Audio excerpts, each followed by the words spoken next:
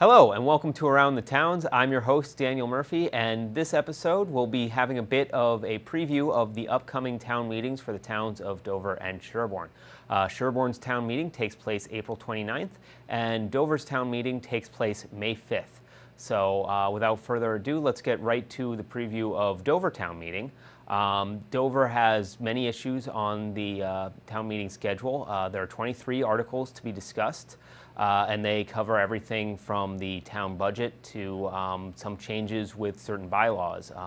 There needs to be some updates to deal with the new state laws regarding medical marijuana use, and that's going to be discussed at the town meeting. There's also a proposed renovation at the police station, and I spent some time at the police station having some of the people there discuss what they want to have done there. So let's take a look at that footage.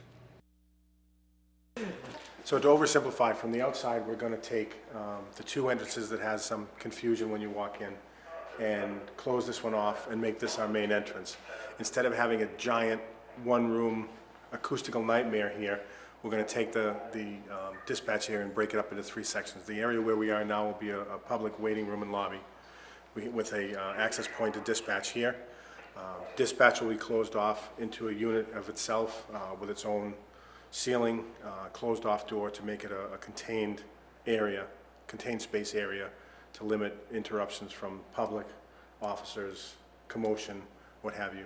And then the back third will be an area to segregate our offices for roll call, for report writing, for any research and paperwork that they have to do. Everything right now happens at once. So if you have 2 or 3 people in here, phone calls, messages, computers, radio conversations, it just turns into a cacophony. Is that how you pronounce it? Cacophony of sound. Very difficult to operate with.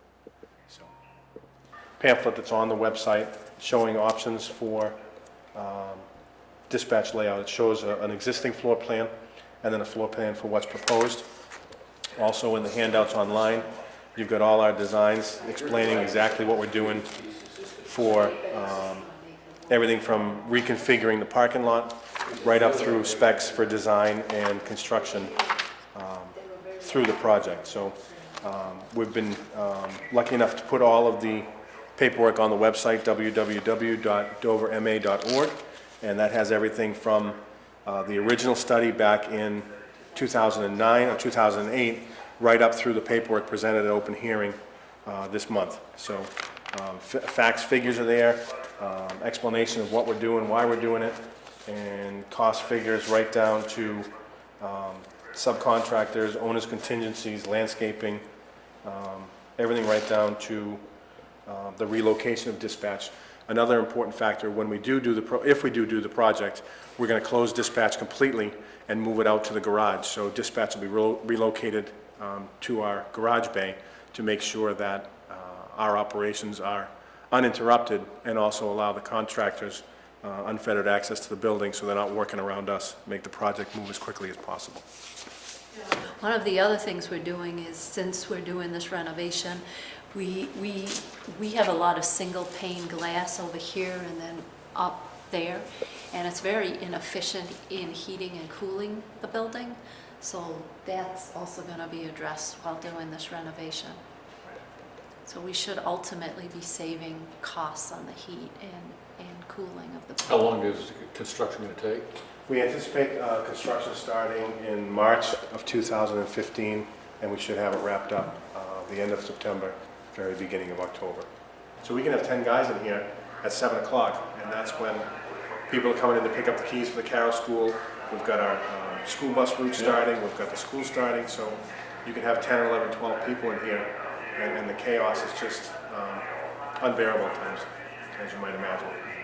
Obviously nice and quiet right now, but it's an environment where we're not allowed to make a mistake. If we have a dispatcher that can't hear something on the radio or misses a phone call or misinterprets an address or request for help because he or she couldn't hear it, that's a gigantic liability. It's a zero mistake environment. Right on the front page, you have the 2014 project cost summary with detailed cost estimate and the renovation study report. So both of them are on there.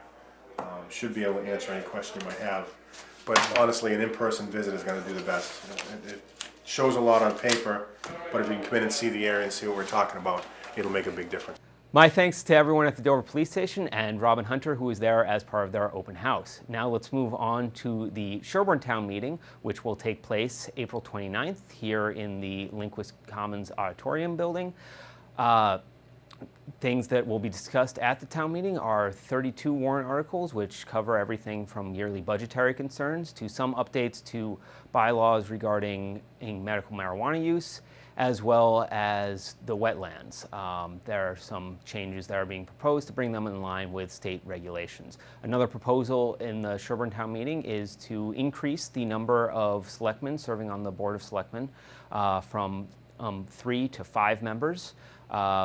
Initially, the new members would serve a 1-year term and a 2-year term, and then would resume the normal pattern of serving 3-year terms, so that you would have each yearly election, you would be electing 2 members, except for every 3 years, you'd just be electing 1 member. In addition to that, there are some proposals for new vehicles for the fire, CMD, and police department. These include a $900,000 ladder truck for the fire department, and I believe it's a command vehicle for the CMD, and another vehicle for the police department.